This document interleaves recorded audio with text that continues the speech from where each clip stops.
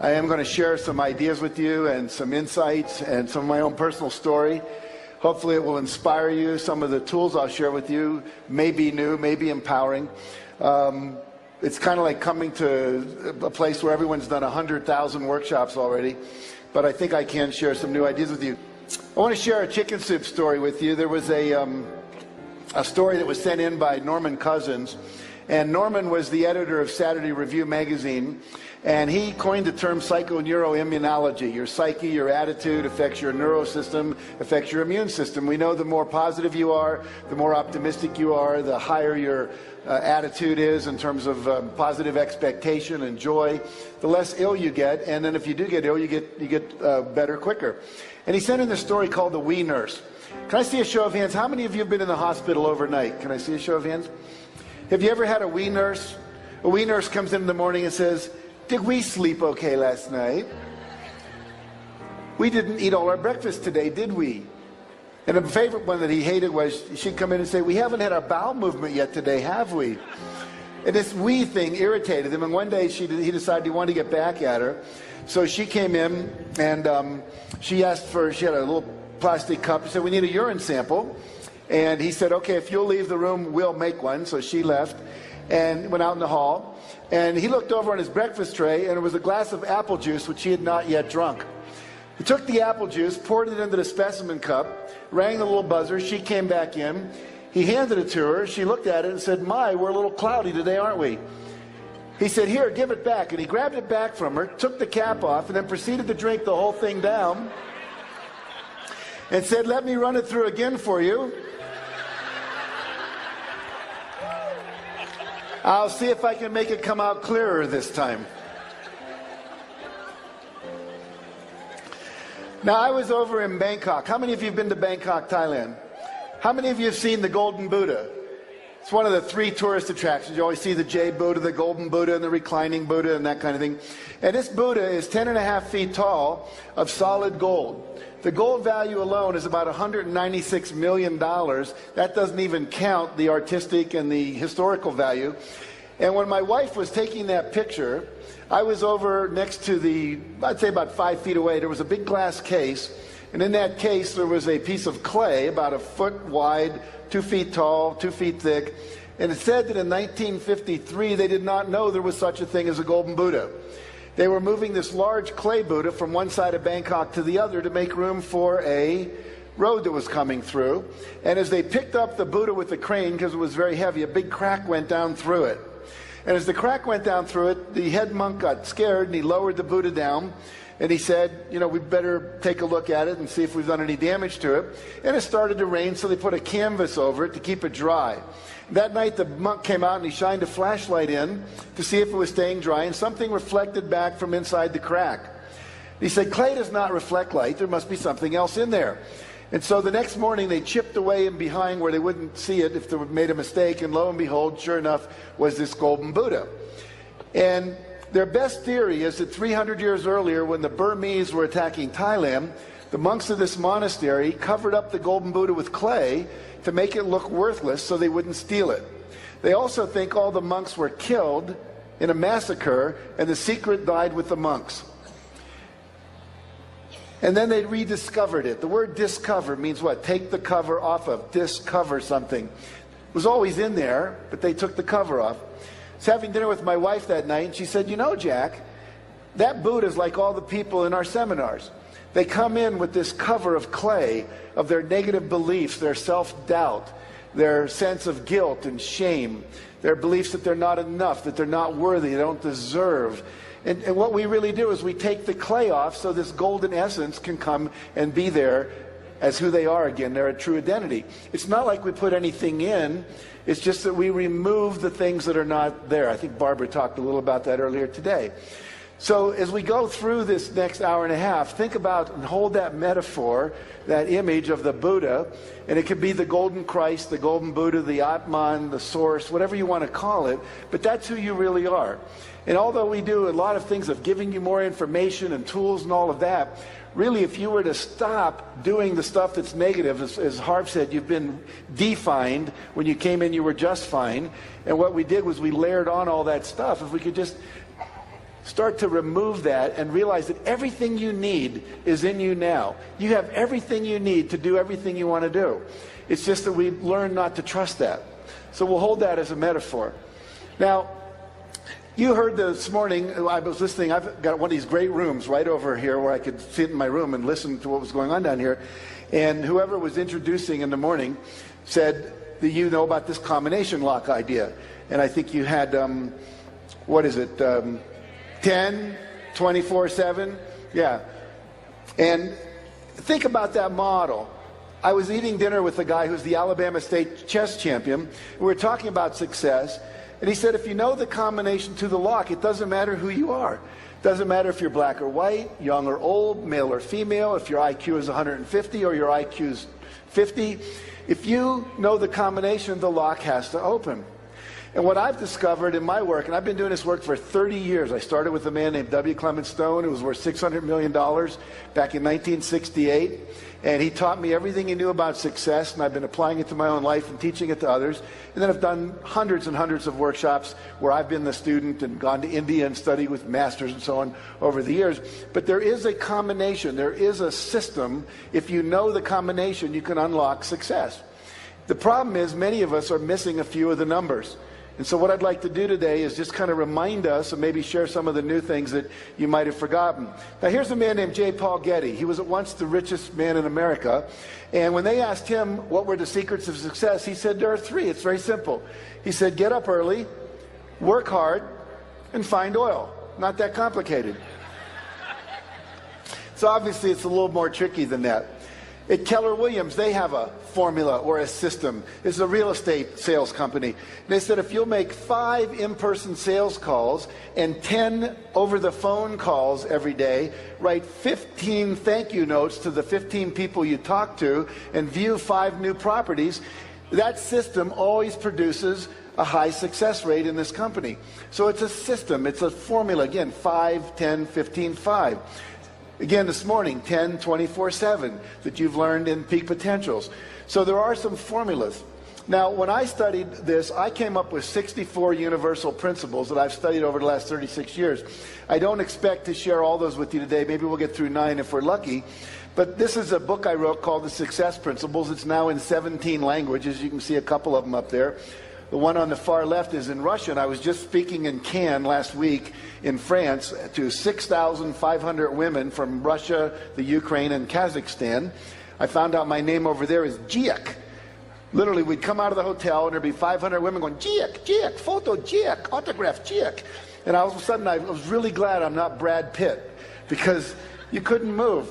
But anyway, this book has really taken Russia by storm. And there was one man stood up and he said, you know, I bought 100 copies of your book and gave them to everyone in my village, and our village has totally changed. We've changed how we're governing ourselves. We've changed how we're doing business. So we know these principles work universally. They're not just American principles. And I'll also share a little bit of some of the new ideas that I have about the law of attraction that has to come out of the secret.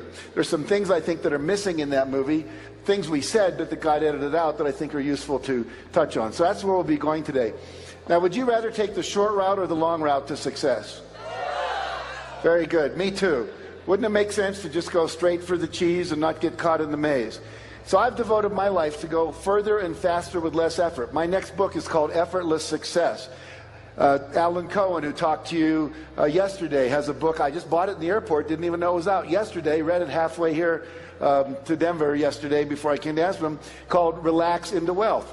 And so what we're all seeing now is it doesn't have to be as hard as most of us had made it. So we'll talk about how we can make it a little easier. Now, the promise I make, if you do the things I teach you, you can learn to double your income and double your time off and create more balance and fun in your life. And all of my students who work with me do that in 2 years or less. So it's easy to do if you put in the time and you make the commitment to do the work. Now, in my own life, as Mark shared with you this morning, we've sold over 110 million copies of our books that are in 47 languages right now. And this is little Marky Hansen that came from Waukegan, Illinois, and little Jackie Canfield who grew up in West Virginia. And when I grew up in West Virginia, we were the 48th worst state in terms of education in the country, and that's when there wasn't Alaska and Hawaii as states, so we were the bottom.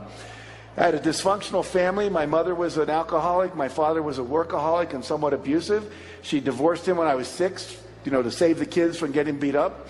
And so if I can do it, you can do it. I graduated from the half of the class in my college that made the top half possible. So just want you to understand, it's not about brain power, but it's about how you use your brain to do the work. Okay. Mark and I also have a Guinness Book of World Records. You probably know that. We have 7 books on the New York Times bestseller list on one day.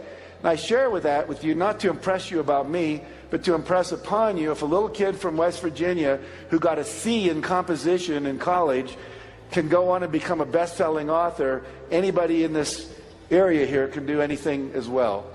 There's a check written to me for $1,130,328.35. Publisher wrote that was the first check he ever wrote for $1 million. He put a smiley face in his signature. Mark and I got 4 of those checks that year. Our combined income each that year was over $6 million. Again, if I can do it, you can do it. Jim Rohn, great motivational speaker, says you can't hire other people to do your push-ups for you.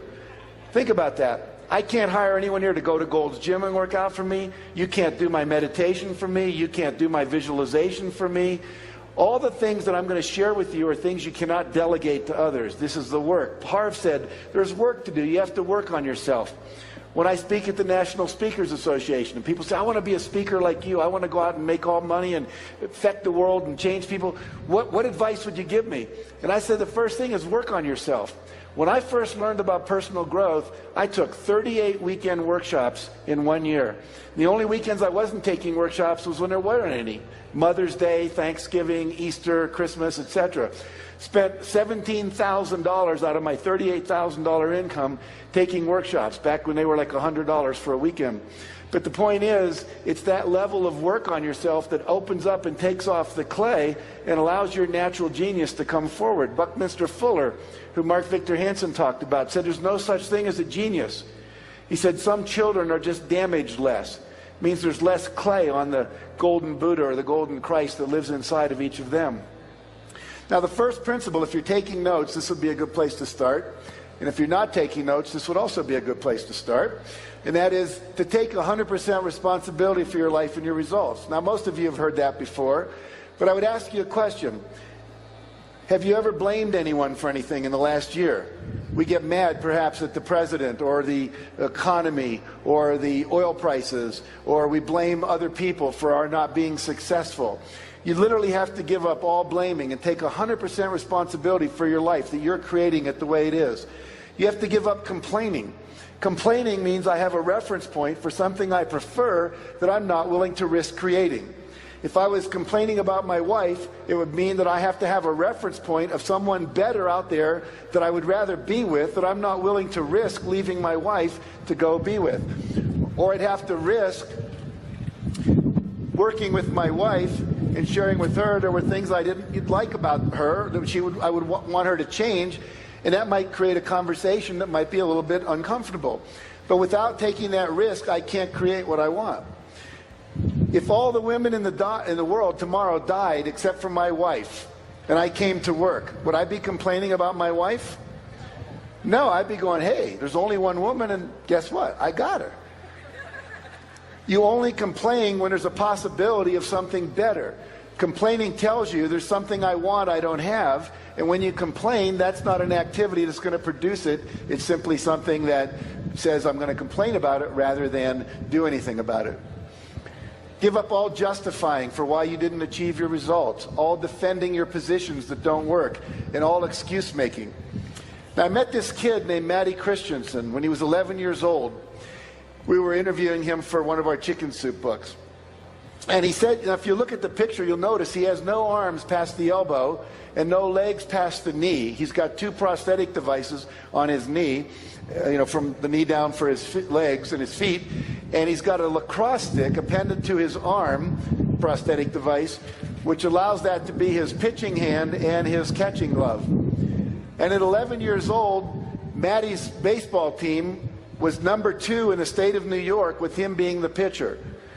So what that tells us is it doesn't matter what your condition is, you can still choose to create what you want and become a champion.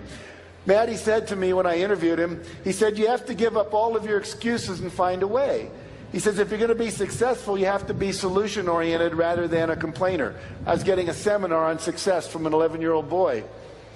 Now, there are three things we have control over in your life: your thoughts, your images, and your behavior and your actions. You know, Harv does a seminar called The Millionaire Mind. It's the idea of our thoughts making and controlling our reality. So I want to look at thoughts with you for just a minute. We'll see how the weather holds out here. Hopefully we'll make it through this. What I'd like you to do is look down at the end of your hand. You'll notice there is a little line that goes across your wrist. Does everybody have like a little indentation, a little wrinkle that goes across there? And you'll have one on the other side as well. And here's what I'd like you to do. I'd like you to line those up perfectly, and then put your hands together like that, but start them so that they're coming directly from that line. And if you're like most people, you're going to find that one of your hands is a little longer than the other. Most of you find that? Take your shorter hand and put it in front of your face. If your hands are the same length when you do that, take either hand and put it in front of your face. And here's what I want you to do. I'm from California, like Barbara, so we do a lot of weird stuff there. So I want you to look at your hand, and we're going to say out loud in unison 8 times, grow longer. Okay? We're just going to intend for our hand to grow longer. We're going to do it in unison. So here we go. 1, 2, 3. Grow longer. Grow longer. Grow longer. Grow longer. Grow longer. Grow longer. Grow longer. Grow longer. Okay, stop. Now line them up exactly the same as before, and notice what happened.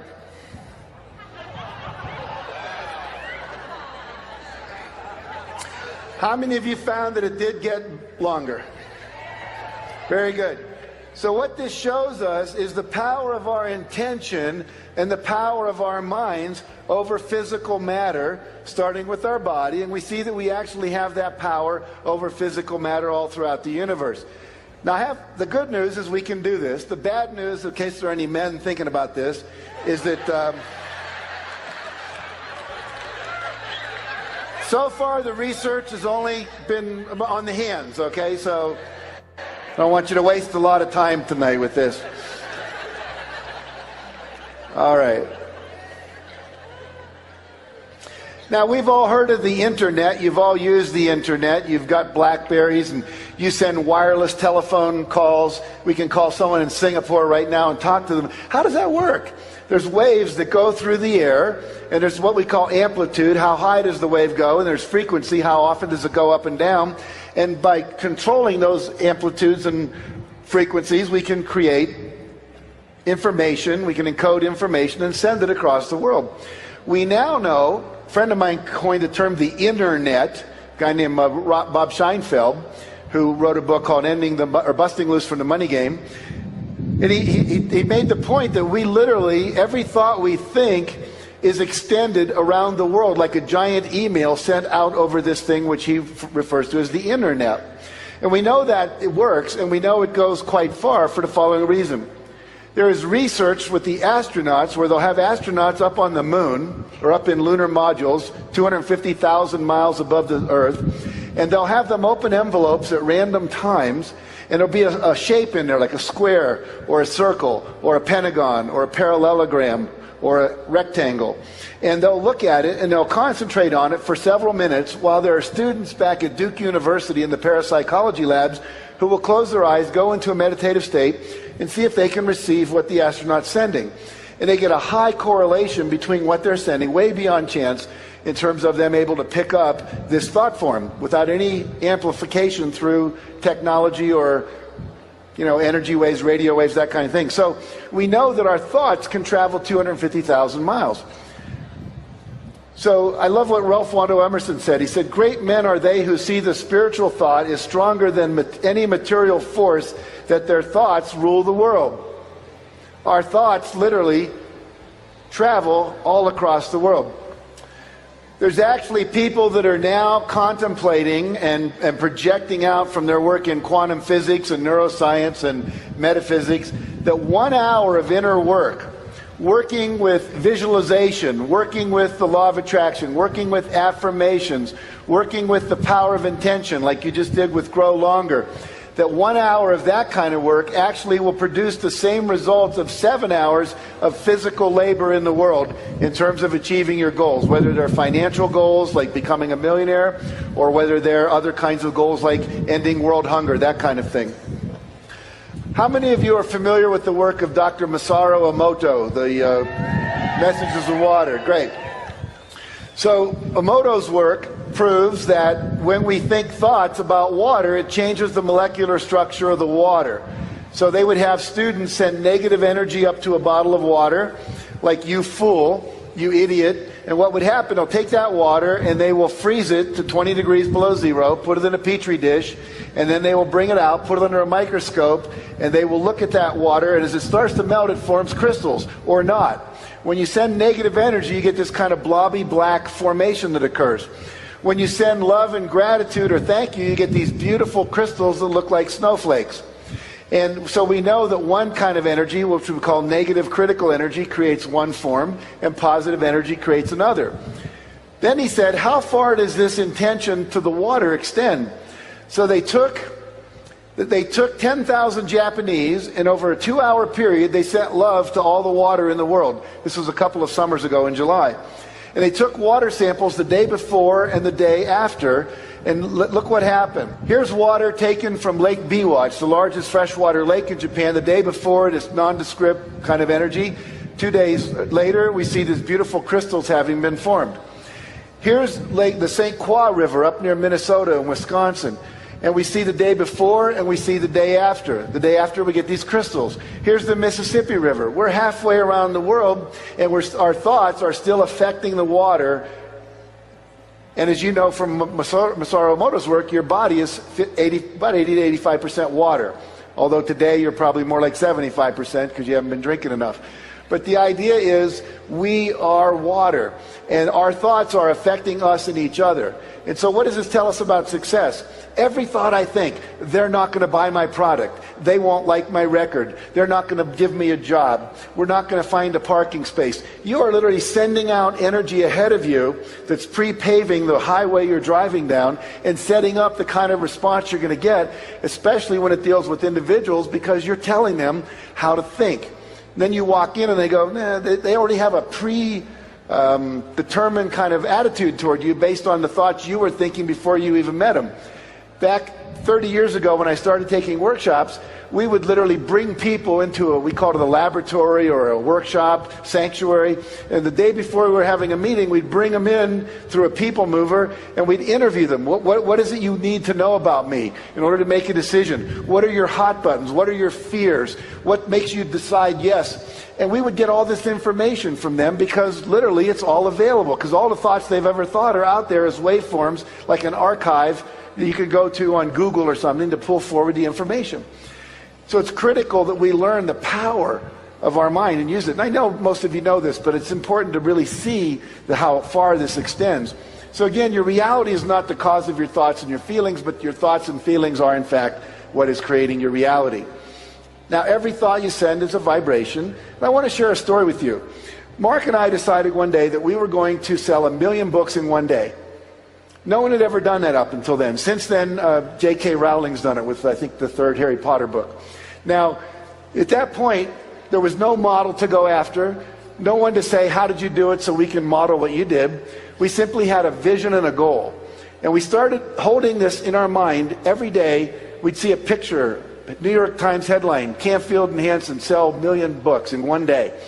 And we visualized it, we intended it, we put energy into it, we talked about it, we fantasized about it, we believed it was possible. About 35 days later, we're at this conference in New York. We're at this conference in New York where they have the American Booksellers Association convention. And I get on a bus after the convention to go back to the hotel. I sit down next to this woman, and she says, "You're Jack Canfield, aren't you?" And I said, "Yeah," thinking she knows who I am. I'm pretty cool. And then she said, "It's your name tag." Kind of reduced my ego a little bit. And then she said, "What are you and Mark up to? You're the Chicken Soup guys, right?" And I said, "Yeah." I said, "We just decided to sell 1 million books in one day." She said, "Really? I can help you do that." As fast as I said it, she said, "I can help you do that." And I said, "Really, how?" She said, "I'm the buyer for the W.H. Smith bookstores." Now, if you've ever been in an airport, most of them have a W.H. Smith bookstore. And she said, "What we could do is put all your co-authors, along with you and Mark, in the East Coast around 6 in the morning, and we'll put you in New York and Boston and Washington and Atlanta and Miami, and we'll have you sign books for 2 hours. And then we'll put you on a plane and we'll fly you over to, like, Cleveland and Detroit and Chicago, and then we'll fly you again to maybe Salt Lake City and Dallas, and we'll take you all the way across the country. In the evening, you could be signing books in California and Portland, Oregon, and Washington, D.C. I said, why would you help us do that? She called me dummy at that point. She said, dummy, if I sold 1 million books in one day, don't you think that would make me look like a champion to my boss? I said, absolutely, I get it. Now, a lot of people would say, oh, you were just lucky. That was coincidental that you got this person to sit down next to you. I say, no. We sent out an email saying, Jack and Mark want to sell 1 million books in one day. Anyone who wants to play, please reply. And the way she replied was by sitting next to me on the bus. When you start using the law of attraction, you don't always attract to you the item. You don't get the car showing up in your garage.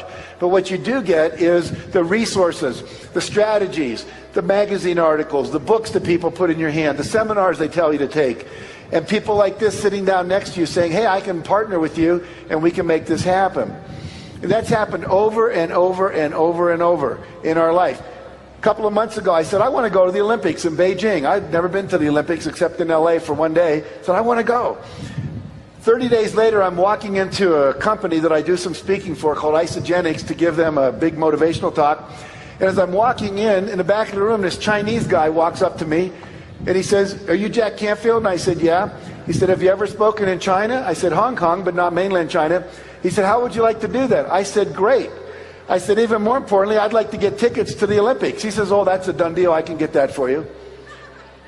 He walked up to me. So literally, you'll start having these people come into your life. There's actions you have to take, but it gets very, very exciting. So we want to use the internet.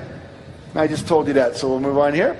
Now, you may remember in the movie The Secret, it talks about the 3 steps. Ask, believe, and receive. And I want to take this ask part a little deeper today. So the success principle 2 that I write about in my book is called Decide Exactly What You Want, which is the asking part. Having preferences, having desires, setting goals, having a vision, having objectives, becoming a millionaire, whatever it is that you want. Now remember in The Secret, it says talk about what you want, not what you don't want. I was interviewing a woman, a counseling client, and she said, I want you to teach me how to use the law of attraction to get the perfect guy in my life. I said, great. Describe your perfect guy. She said, oh no, I know exactly what I want. Just teach me how to use the law of attraction. I said, I will, but I want to make sure you've got this right. She said, okay. I want a guy that doesn't smoke, that doesn't screw around, that doesn't watch TV all weekend, that's not a sports maniac and never spends time in an... And she gave me 11 things she didn't want. It doesn't work. You have to focus on the positive, not the negative. Now here's a guy named Lou Holtz. Lou Holtz was the coach of the Notre Dame football team. Several national championships, many bowl game championships, and so forth. His recent book is called Wins, Losses, and Lessons. Now I wrote a book, or edited a book, a year ago called You've Got to Read This Book. And I interviewed 55 people, along with Gay Hendricks, about the book that had changed their life. Was there one book that changed your life? And he said, yes, there was a book that changed my life. It was called The Magic of Thinking Big by David Schwartz. I see a few people are clapping. You've read the book. Exactly. Now, in that book, David Schwartz says you should make a list of all the things you want to achieve before you die. And he recommends a list of 100 things. I know Mark mentioned that this morning. So Lou Holtz had just lost his job. He was an assistant football coach, lost his job. And he was home, and his wife had to go back to work as a radiologist to make enough money to feed them. And one day she came home and she said, I was in the supermarket and they had this book for sale called The Magic of Thinking Big. Why don't you read it? So he read it. He wrote out 107 goals that he wanted to achieve. And when his wife came home at night, he was real excited. And he showed it to her. He said, honey, look, 107 things that I want to achieve in my life. Thank you for this book. It's got me real excited. Why don't you read my list? So she read the list. Then she said, at the end of the list, she said, Lou, you need to add one more goal to the list. He said, what's that? She said, find a job. Find a job, Lou. We need to have a job. Now he had 108 goals. Lou's now in his 70s. And when I was interviewing him, he said, I have achieved 102 of those 108 goals. And those goals included winning a national football championship. eating dinner at the White House with the sitting president, meeting the Pope, going to the Vatican, appearing on the Johnny Carson late night show. All major goals. Landing a plane on an aircraft carrier was another one he had. Now, what he said was the goals give you direction. They give you a sense of movement in your life. John Goddard is another person we wrote about in the first Chicken Soup for the Soul book. He set 127 goals when he was 15. He's now in his 70s. He's achieved 115 of his 127 goals. So I really want to have all of you do that as a way to get clear about what it is you want in your life. If you've not yet done that exercise, sometime before you get home, on the plane home or whatever, start to think about what would be 101 goals that I want to achieve. When I was interviewing General Wesley Clark, he said it doesn't take any more effort or any more time to dream a big dream than it does to dream a small dream. Barbara today was talking about dreams of changing the world, of bringing your influence and your essence, your contribution out into the world. Big dreams. Mark talks about ending hunger and biofuel, and today we're doing the Live Earth, and we're talking about creating a sustainable planet that's ecologically feasible, that has social justice for all, and that has economic sustainability for everybody. Those are huge goals. Let your goals be as big as you want, but don't make them bigger than you want, because you don't have to. In other words, trust what you want to do. Walt Disney said, if you can dream it, you can do it. You're not allowed to have a dream that you don't have the capacity to create, either through your own efforts or the efforts of gathering a team together. How many of you have a GPS system in your car? How many of you know what a GPS system is? Yeah, it's simple. You get in my car, I have a Lexus, I get in there and I punch in an address. I can punch in an address in Colorado and it will provide a map for me all the way from where I live in Santa Barbara to Colorado. I don't have to know the way. And the same is true for you. Once you set a goal, the how will show up. Too many of us are concerned. We won't set the big goal because we don't see how we can do it. We don't want to look like an idiot. We don't want to commit to something and be foolish and be disappointed one more time. You do not have to know how. You only have to know what it is you want. And if you're clear about that, then the how will show up. I love this metaphor. I know Harv used it in his seminars and I use it in mine too. It's that if you drive in the dark, and I put this into The Secret, you may remember, if you're driving in the dark, you only see the next 100 yards ahead of you. That's all you need to see. When Mark and I decided we wanted to write a book of stories, we didn't even know how to get an agent. We didn't know how to get a publisher. But later, we were about halfway through the book, we met an agent at a party. And we said, how do you get a book published? He said, I'll be your agent. Then we went to New York, and 24, 33 publishers, whatever it was, turned us down. And then we went, the agent gave us the book back and said, I can't sell it, you have to sell it. So we went to the Booksellers Association convention, because someone said if you go there, every publisher, there were 4,000 publishers there, they all have booths, most of them have their acquisition editors. So we went and did that. Finally, Health Communications decided to publish it. Now we didn't know how do you market it. So we asked 11 people, including Barbara DeAngelis, John Gray, who'll be speaking here. We asked Stephen Covey.